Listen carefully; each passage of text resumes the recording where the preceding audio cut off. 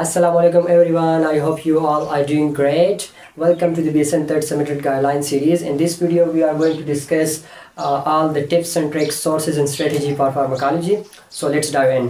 सबसे पहले हम बात करते हैं कि फार्माकोलॉजी में हम क्या पढ़ेंगे, क्या होता है। मैंने पहले भी ओवरव्यू वीडियो में आप लोग को सारे सब्जेक्ट का बताया था, तो अगर आप लोगों ने वो नहीं देखे तो वो आप सारे सब्जेक्ट के बारे में बेसिक जो नो एंड हाउ है वो आप देख लें, अंडरस्टैंड कर लें। एनीवेज फार्माकोलॉजी में हम देखते हैं, स्टडी करते हैं स्टडी ऑफ ड्रग्स, उसकी क्लासिफिकेशन, उसकी मैकेनिज्म ऑफ एक्शन कि ड्रग हमारी बॉडी के साथ क्या करती है और हमारी बॉडी ड्रग के साथ क्या करती है, ठीक है। तो वो सारी चीज़ें और इसके एडवर्स इफेक्ट्स क्या होते हैं, इसकी इंडिकेशन, कंट्रा इंडिकेशन, तो ये सारी चीज़ें हम फार्माकोलॉजी में पढ़ेंगे, ठीक है। And it's one of the most important and a little bit difficult subject, because उसमें बहुत सारी चीज़ें ऐसी होती है जिसको आप लोगों ने याद करनी होती है ना। तो एट द एंड में आप इंशाल्लाह आप लोग को वो टिप्स एंड ट्रिक्स बताऊंगा जिसकी वजह से आप फार्माकोलॉजी को लॉन्ग टर्म तक याद कर सकते हैं। So if we talk about slides, so slides पहले से आ रहे हैं, वो सर औरंगज़ेब के MUNS के जो स्लाइड्स है वो बेस्ट है, ठीक है।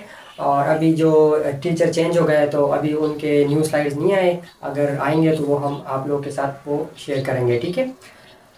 बुक्स जो है ना वो लिफनकार्ट इलस्ट्रेटेड रिव्यूज़ फार्माकोलॉजी के लिए वो बुक है recommended by all teachers. And एक बुक है नर्सिंग स्कूल बंडल, उसमें फार्माकोलॉजी का जो सेगमेंट है ना वो आप एट द एंड जो है ना वो या जर्नी के साथ साथ वो आप देख लें। उसमें काफ़ी इलस्ट्रेशन के ज़रिए, डायग्राम्स के ज़रिए वो बताया गया है ना डिफरेंट ड्रग्स की मैकेनिज़्म को और उसकी टिप्स एंड ट्रिक्स को, तो वो आप देख लें, आपके लिए काफ़ी हेल्पफुल होगा, ठीक है।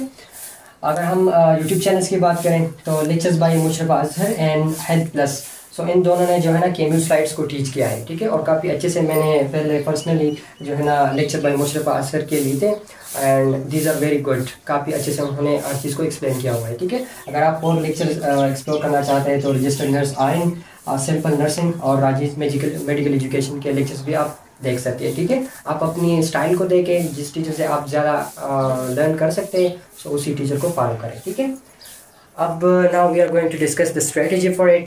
तो स्ट्रेटजी यही है, अगर आप कॉलेज में लेक्चर लेते हैं, लेक्चर आपको अच्छे से डिलीवर किया जाता है तो आप कॉलेज के लेक्चर्स लें, ठीक है। उसके बाद जो है ना अपनी स्लाइड्स और ये अगर आप यूट्यूब से लेक्चर लेना चाहते हैं तो यूट्यूब से लेक्चर लें, इसके बाद स्लाइड्स, ठीक है। और बुक अगर आप मैनेज कर सकते हैं ना, अपनी रूटीन को देखना होगा कि आप चीज़ों को मैनेज कर सकते हैं। ऐसा ना हो कि आप सिर्फ फार्मा ही पढ़ने लग जाए और बाकी सब्जेक्ट आपसे रह जाए ना।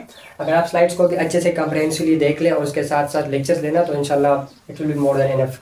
अगर आप फिर भी बुक देखना चाहते हैं तो उसके जो एंड में MCQs होते हैं ना, फार्माकोलॉजी की जो रिकमेंडेड बुक है तो वो काफ़ी अच्छे होते हैं और वो सिनेरियो बेस्ड है, उससे आपकी अच्छी प्रैक्टिस हो जाएगी, ठीक है। और इसके अलावा फिर इसके बाद आपने जो इम्पोर्टेंट टिप्स एंड ट्रिक्स है और निमोनिक्स है तो वो आपने नोट डाउन करने हैं, ठीक है। एंड इसके बाद rehearsal again and again and again, the more you practice the more you will retain it in your long term memory, ठीक है। अब now we are going to discuss some tips and tricks for it.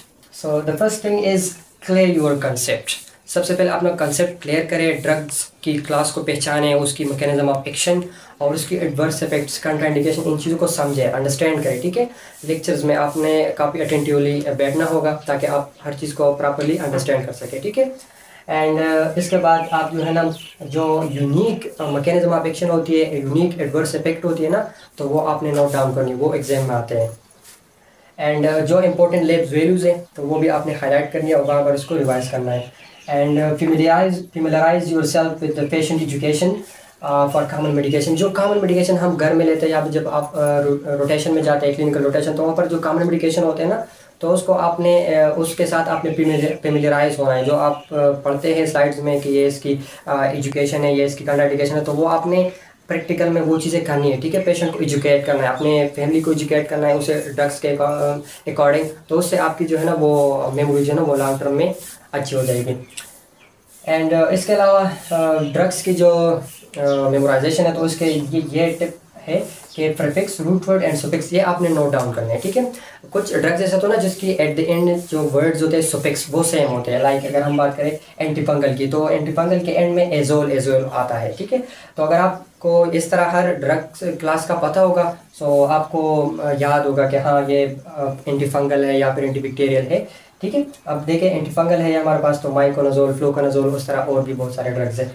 इसके अलावा अगर सेप हम बात करें तो एंटीबायोटिक है हमारे पास, ठीक है, सेफालोस्पोरिन, तो सेफ्ट्रैक्सोन और सेफालेक्सिन, ठीक है। इसके अलावा कुछ जो रूट वर्ड्स होते हैं तो उससे भी आप ले सकते हैं, लाइक एन, जैसे कि हमारे पास एसिटामिनोफेन और डाइफेन हाइड्रामीन। तो इसमें आप ये पेन देख लेना, तो ये जो है ना रूट वर्ड है, तो इससे आप मेमोराइज कर सकते हैं ड्रग की क्लास को, ठीक है। और इसके अलावा आप जो है ना निमोनिक्स भी बना सकते हैं। We will also going to share the mnemonics with you guys, so इंशाल्लाह वो आप लोगों ने अच्छे तरीके से पढ़ लेना और फार्माकोलॉजी को बार बार करना है। The more you do it, the more you will be able to remember it for a long time, ठीक है। So that's all about pharmacology. If you still have any question, please drop in the comment section.